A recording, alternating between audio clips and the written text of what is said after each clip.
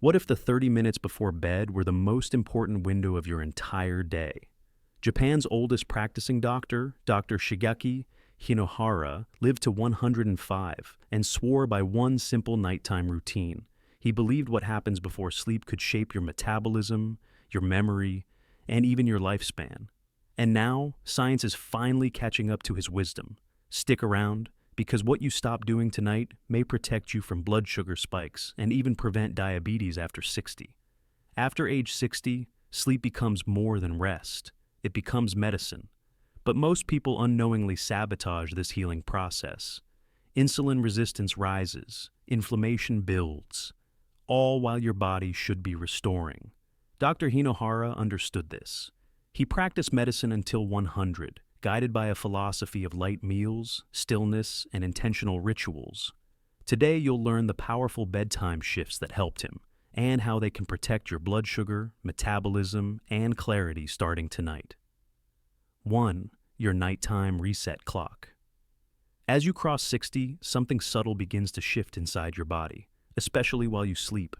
Think of your metabolism like a factory. By day, it's busy processing food, burning energy, and managing blood sugar.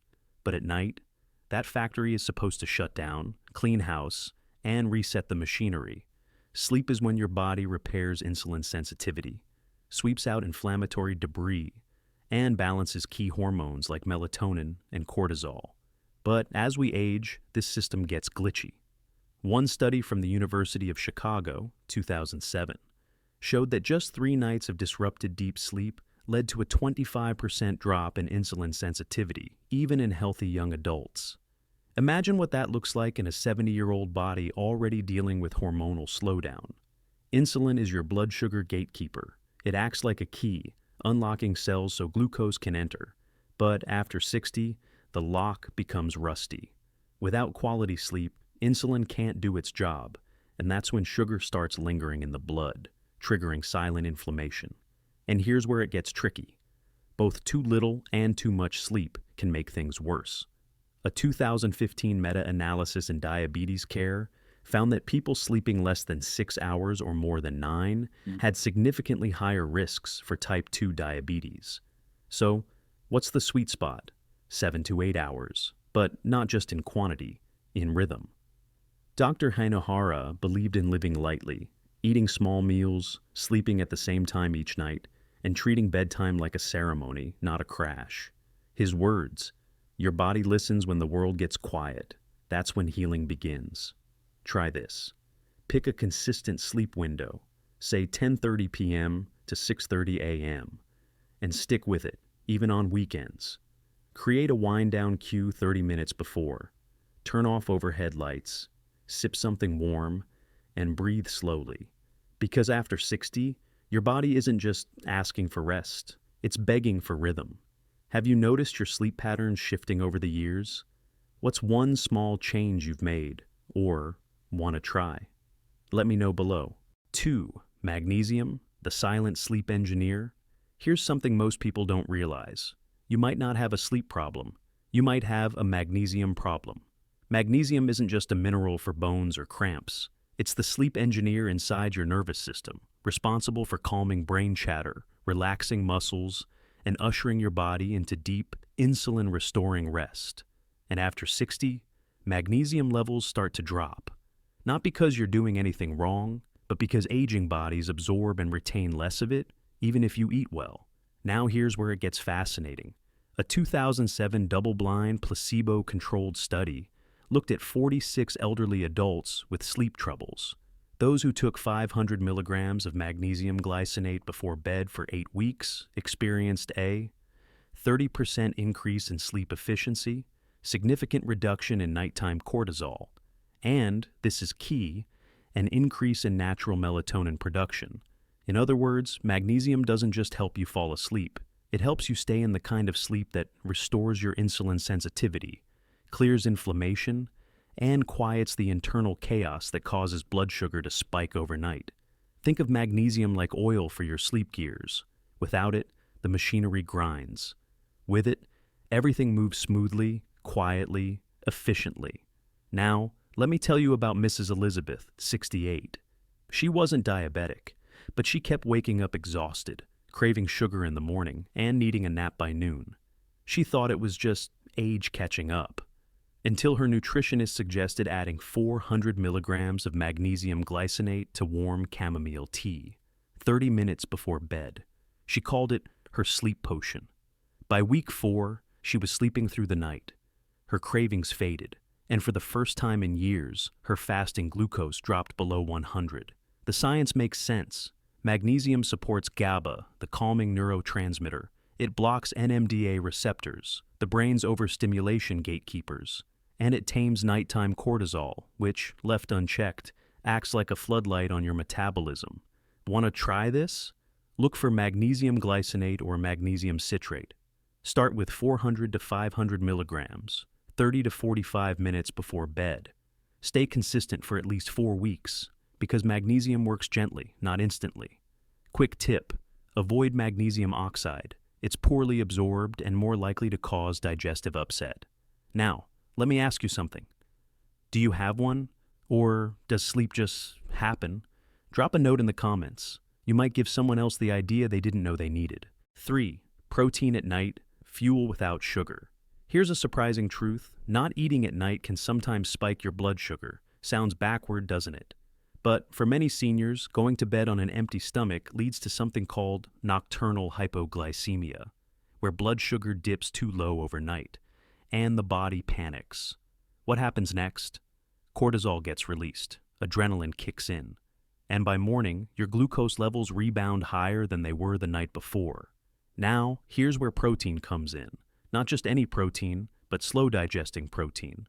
A 2016 review published in the Journal of Nutrition and Metabolism found that 25 to 40 grams of casein protein taken before bed helped improve overnight glucose stability, especially in older adults and those with insulin resistance. Casein is a milk-based protein that digests slowly over 6 to 8 hours. Think of it like a slow-burning log in your metabolic fireplace. It keeps the system fueled without sparking a sugar fire. You're not feeding the sugar beast. You're giving your body something steady. So, it doesn't go into alarm mode at 2 a.m. Let's take Frank, 73. He used to skip dinner altogether, trying to eat light for his blood sugar, but he'd wake up groggy, shaky, and craving toast.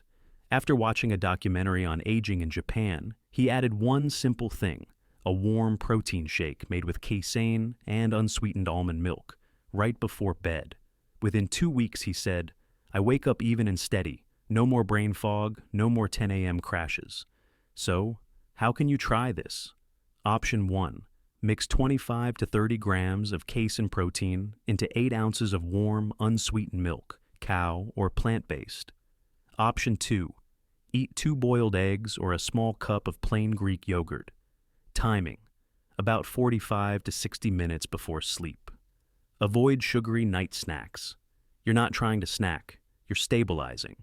And if you're dairy sensitive, there are vegan blends with similar slow-release benefits. Just check labels for pea or rice plus chia protein blends. Have you ever felt tired after a full night's sleep? It might not be how long you slept, but how stable your blood sugar stayed while you did. Drop a yes or never noticed in the comments below. You may spot a pattern. 4. Darkness. Therapy? Turn off the blood sugar spike. Most people think diabetes is all about food, but let me show you something just as powerful, yet almost no one talks about it: light. Yes, the light in your room, the screen in your hand, even that little blue glow from your alarm clock. When your eyes see light at night, especially blue or white light, your brain gets confused. It thinks it's morning, and it shuts down your production of melatonin. Why does that matter? Because melatonin isn't just the sleep hormone. It's also a blood sugar regulator, especially as you age. Low melatonin means higher nighttime cortisol, poorer sleep, and unstable insulin function. It's like trying to sleep while your body's burglar alarm is stuck in the ON position. A 2013 study from Harvard Medical School found that just 1 hour of bright light exposure before bed suppressed melatonin by up to 80%, and raised glucose levels the next morning by nearly 20%. Now, imagine doing that every night for years. that gentle bedtime scroll, that bathroom light flick. It adds up. Dr. Hinohara believed in darkness as medicine. In his later years, he'd switched to soft amber lighting after sunset. No screens, no harsh bulbs, just quiet, golden tones and stillness. He called it turning the body towards silence. Think of melatonin like moonlight for your metabolism. But artificial light? It clouds the moon, blocks the healing. So, what can you do? 1 hour before bed, turn off overhead lighting. Use warm, amber-toned lamps or red-spectrum nightlights. Avoid screens, TV, phone, tablet, unless filtered with blue light blockers. Consider blackout curtains or a soft eye mask for deeper darkness. If you wake up often at night, this might be why. Your brain may be partially awake, thinking it's dawn, long before it should. Quick story.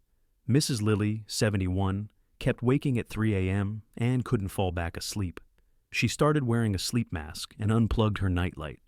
Within a week, she slept until 6 a.m. without interruption. Her fasting sugar dropped by 12 points. Simple changes, big results. Is there anything glowing in your bedroom right now? A clock? A charger? Sometimes the smallest lights cause the biggest disruptions. Let me know below. What's the last thing you see before you close your eyes? 5. The Hinohara. Philosophy, gentle pre-sleep healing. By now, you've seen how blood sugar, hormones, and light all affect sleep. But Dr. Shigeaki Hinohara, Japan's longest practicing physician, noticed something deeper. It wasn't just what you ate or avoided before bed. It was how you ended your day. In his own words, the body listens most deeply in silence. That's when the healing begins. Dr. Hinohara lived to 105. He practiced medicine until 100, and each night he followed a simple ritual. He would sit beside his window. No phone, no book, just the night sky. He'd sip warm water, stretch his back, and write down one moment of beauty from the day. Not a to-do list, a to-be list. Why does this matter biologically? Because emotional overstimulation, news, screens, arguments, even late-night worry, activates your sympathetic nervous system, the fight-or-flight mode. That raises cortisol, suppresses melatonin, and disrupts glucose metabolism during sleep. But rituals like light movement, quiet reflection, or stillness before bed, they turn on your parasympathetic system, the one responsible for healing, digesting, and restoring insulin sensitivity. In fact, a 2023 follow-up from the Japan Collaborative Cohort showed that seniors who practiced pre-sleep mindfulness, like journaling, stretching, or breath work, had a lower incidence of type 2 diabetes, even when sleep duration stayed the same. It's not just the hours, it's how you arrive at them. Want to try this tonight? Here's a 3-minute Hinohara-style Wean down. 1. Sit in a quiet spot and turn off all screens. 2. Stretch your arms and shoulders slowly. Breathe deeply. 3. Write down one gentle thing you noticed today. A laugh, a breeze, a small kindness. 4. End with a cup of warm water or herbal tea, nothing sweet. You'll feel your body drop into calm, not sedation, but surrender. A quietness that tells your cells, you're safe. You can heal now. Final moment with Dr. Hinohara. He often said, "We do not heal through medicine alone. We heal when we feel heard, rested, and unafraid." And maybe that begins the moment we close the day with intention. How do you say goodnight to your body? Is it rushed or sacred? Let me know in the comments. I'd love to read your rituals. 6. Sleeping more. After 60, why it could secretly raise your blood sugar. We've all heard it. Just get more sleep. It's good for your health. And while that's partly true, for seniors, it's a bit more complicated. Because what most people don't realize is, sleeping too long after 60 can quietly backfire. In a 2023 study from the Japan Collaborative Cohort, researchers tracked over 12,000 adults for more than 9 years. They found that seniors who slept more than 9 to 10 hours a night had double the risk of developing type 2 diabetes. And here's the kicker. This was true even if they weren't overweight. Why? Because oversleeping, especially in older adults, can signal or trigger disruptions in your circadian rhythm. Your body gets confused, melatonin becomes erratic, cortisol rises in the wrong phase, and instead of your sleep restoring insulin sensitivity, it starts eroding it. It's like a garden hose left running all night. What was meant to nourish ends up flooding. Too much sleep can also mean less physical movement, delayed meals, and weaker glucose uptake during the day, all of which keep sugar floating in the bloodstream longer than it should. Dr. Hinohara spoke directly to this. The body needs rhythm more than it needs rest. Without rhythm, rest becomes stagnant. So, how do you know if you're sleeping too long? Watch for these signs. You sleep 9+ hours but still feel groggy. You have higher fasting glucose despite eating well. You feel sluggish in the morning but wired at night. If this sounds familiar, try recalibrating. Aim for 7 to 8.5 hours and focus on sleep quality, not just quantity. Stick to consistent bedtimes. Use morning light exposure to reset your rhythm. This isn't about less sleep, it's about smarter sleep, the kind that supports your metabolism, not confuses it. Quick reflection. Have you ever noticed your blood sugar readings are higher after longer nights of sleep? You're not imagining it? Drop a light bulb in the comments if this connected with something you've experienced. Coming up next, we'll bring it all together, with the gentle rituals that Dr. Hinohara used nightly to prepare his body, not just for sleep, but for healing. And what if healing didn't start in the morning, but in the final 30 minutes before you sleep? What if your body isn't just aging, but asking for rhythm, for warmth, for stillness? The same way Dr. Hinohara gave his body permission to heal, by simply slowing down before the night. You don't need perfection. Just one small ritual, one gentle act of preparation, and your body will respond, quietly but powerfully. Now I want to hear from you. What's one calming thing you already do before sleep? Or what's one gentle ritual you'd like to begin, starting tonight? Leave it below. Your comment might be the gentle nudge someone else needed today. If today's video helped you understand your sleep or your sugar in a new way, go ahead and subscribe. Here on Healthy Aging Hub, we bring you science-backed habits, senior-specific protocols, and the quiet wisdom of long life every single week, because you deserve to feel clear, steady, and strong. At any age, we'll see you in the next one. Good night, and be gentle with yourself tonight.